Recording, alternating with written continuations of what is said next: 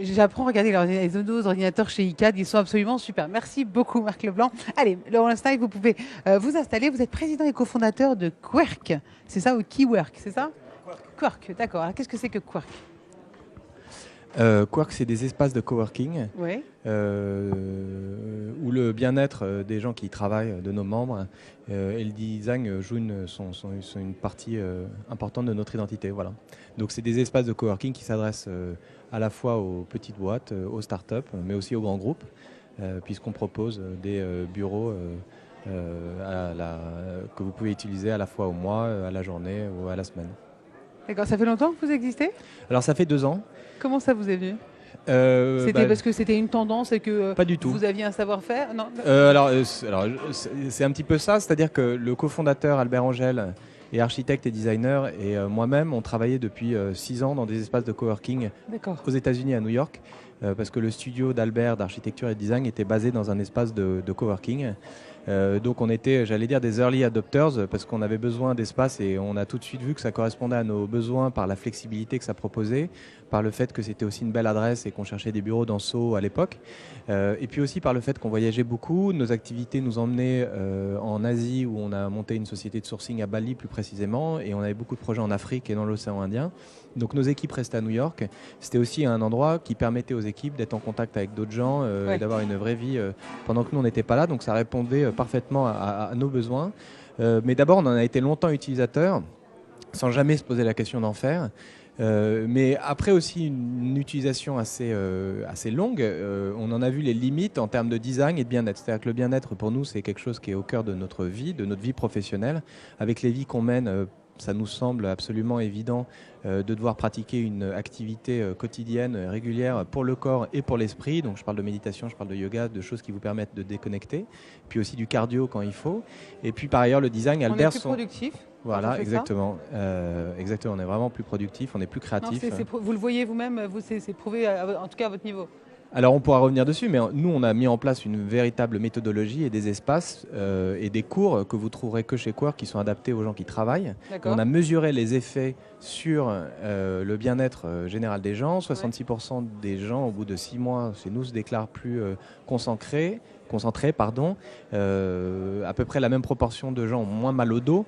Je pourrais vous donner d'autres chiffres comme cela, mais on voit que ça a des effets réels à la fois sur le corps et le bien-être physique des gens, parce que le mal du dos est un peu le mal du siècle des gens qui Oui. travaillent, mais aussi par leur créativité, leur mental. Donc je finis, pardon, Voilà. Albert, designer Ouais, de ouais. lieu de vie. D'accord. Voilà, donc Donc on vous s'est dit, étiez à Soho et vous êtes consultés tous les deux. Et alors? Vous avez dit il faut faire ça à Paris. Vous Ah vouliez non, non, rentrer en non, France? non, pas du tout. Non, l'histoire, elle est plus par détour, plus rigolote que ça. Non, nous, on travaillait entre New York et l'Indonésie, et on a travaillé sur un business model à Jakarta. Donc on était à 2 doigts de monter Quark à Jakarta, parce qu'on avait une vraie opportunité qui s'est présentée là-bas. Puis en fait, ça n'a pas fonctionné, et moi qui passais beaucoup de temps à Paris, je voyais que le marché était encore peu développé, qu'il y avait des opportunités. Puis c'était ma ville, j'allais dire, où j'ai grandi, j'ai fait mes études, je connaissais des gens qui travaillaient dans l'immobilier, c'est un métier aussi l'immobilier. Donc je me suis dit, allons à Paris rencontrer, proposer ça à des potentiels investisseurs qui peuvent nous aider. On a eu la chance de les trouver grâce aux nouveaux constructeurs qui sont un promoteur immobilier et qui nous ont aidés depuis le début. D'accord, mais ça s'est fait rapidement alors du coup, non? Pas si rapidement, on a quand même mis 8 mois à trouver le lieu et les personnes qui nous accompagnaient. Donc non, non, c'est jamais des histoires faciles. C'était en 2013, le marché était sinistré. Oui. Les gens nous regardaient un peu comme des drôles de personnes, pensaient que le coworking c'était un marché de niche, que pour des startups et des freelances, que c'était pas un marché, j'allais dire, mainstream. Et donc Comment on fait les dans gens ces ils y cas-là quand on croient. se sent comme ça un peu seul, un peu en marge? On se remet en question, on se dit je repars aux États-Unis ou en Ah bah Indonésie j'étais à 2 doigts de ou on repartir, y croit mais vraiment? il faut y croire jusqu'au bout, parce que moi j'ai visité le lieu qui est devenu le premier Quark une semaine avant de reprendre un billet d'avion pour repartir à New York. Enfin, je devais repartir à New York, et l'opportunité est quand même venue. J'ai visité le lieu, et il s'est trouvé que c'était le lieu qui était parfait à Boulogne, route de la Reine, qui était notre premier Quark. Donc il y a aussi toujours un petit facteur chance, mais il faut persévérer et jamais lâcher, quoi, parce que c'est sûr qu'on est vite on peut Ouais. vite laisser tomber. Sinon. Il faut avoir ce côté esprit sportif, parce que donc, vous dites que vous avez du cardio dans les espaces, que c'était important le côté sport pour le bien-être, qu'il y a le yoga aussi. Est-ce qu'il faut aussi voilà, un moral de sportif, un moral d'acier pour rester entrepreneur quand même, parce qu'il y a des moments de remise en cause? Ah bah, c'est une certitude. C'est à la fois un marathon et un sport de combat. C'est un petit peu un mélange des deux.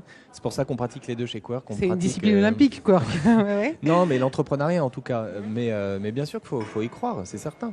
Parce qu'au début, vous êtes très peu à y croire. Et puis à la fin, ce qui est beau dans ces histoires, c'est que vous arrivez à fédérer petit à petit des gens qui partagent votre vision. Et tout d'un coup, l'histoire qui était toute petite, qui était un filet d'eau, se transforme en quelque chose de plus conséquent. Donc c'est là où la partie la plus excitante et la plus, j'allais dire rewarding, je trouve plus le mot en français, c'est ça en fait. C'est quand on arrive à faire partager sa vision avec de plus en plus de gens et que les gens y adhèrent et qu'ils trouvent que ça a un vrai effet sur leur vie. Donc C'est ça la révolution super, du hein. travail aujourd'hui en 2017?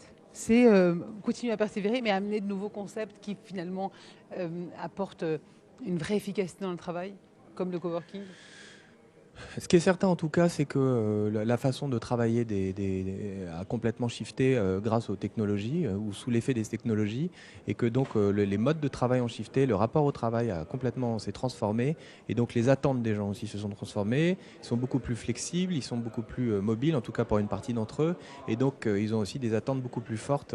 Donc on est passé d'une logique où il faut faire adhérer les gens à un projet collectif qui ait du sens pour eux et dans des conditions de travail qui aient du sens pour eux. En tout cas, on voit bien que les gens pondèrent, c'est un élément de plus en plus déterminant dans le choix de leur carrière et dans le choix de leur vie professionnelle, c'est d'amener du sens par rapport à la fois au contenu et à l'environnement qu'on est capable de leur proposer. Il y a un changement de mentalité qui est en cours alors? Oui, mais après, il y a un changement de mentalité qui est en cours et en même temps, toujours beaucoup de freins.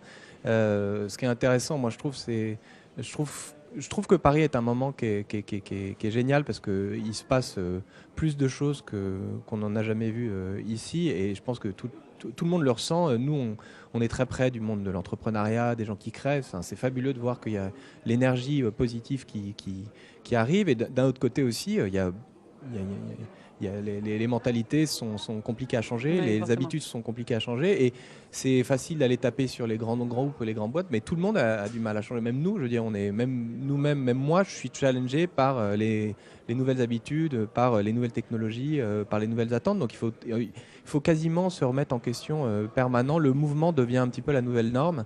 C'est-à-dire qu'il faut être constamment capable de s'adapter. Ouais.